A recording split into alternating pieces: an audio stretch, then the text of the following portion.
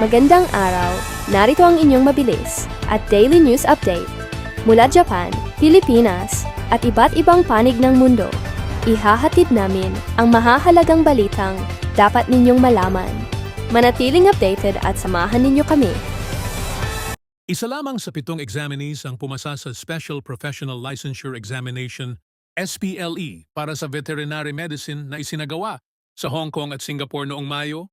Kinilala ng Professional Regulation Commission ang nag-iisang passer na si Eloisa Joy Mendoza, Erive ng Virgen Milagrosa University Foundation.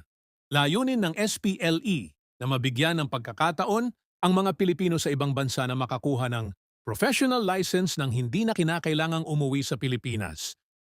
Inaresto ng pulisya sa Japan ang isang 69 years old na golf professional matapos umano nitong lagyan ng pampatulog ang inumin ng isang babae bago siya dalhin sa hotel at abusuhin. Ayon sa investigasyon, nangyari ang insidente matapos ang isang golf lesson noong Abril.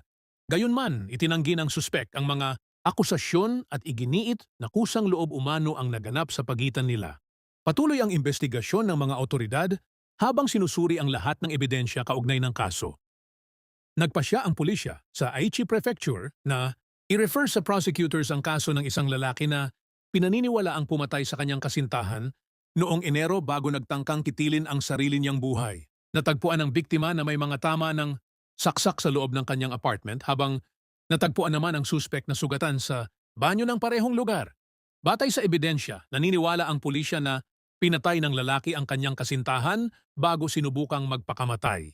Bagamat namatay na ang suspek, isinasagawa pa rin ang legal na proseso upang formal na maisara ang kaso.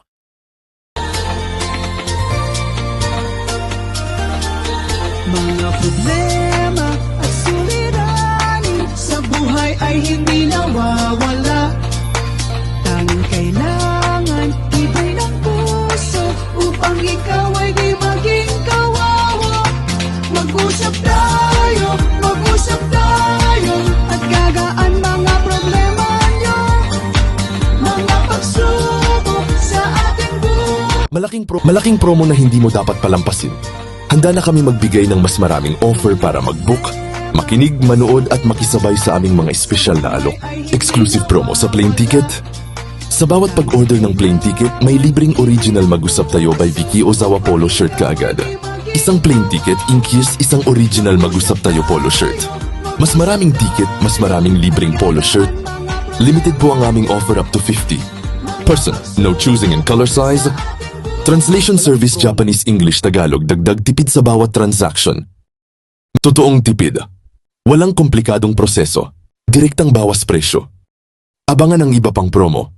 Marami pang sorpresa at updates na pwede mong makita at marinig sa aming mga platform.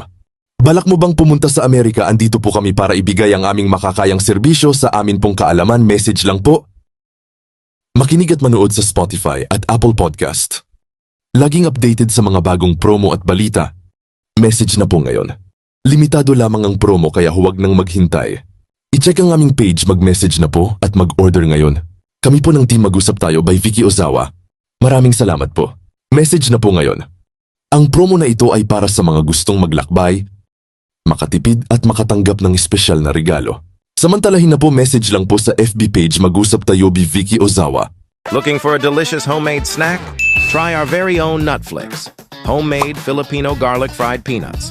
Crispy, flavorful, and perfect for your everyday cravings while watching movies, studying, or relaxing at home. Made with quality ingredients and available for only 1,000 yen.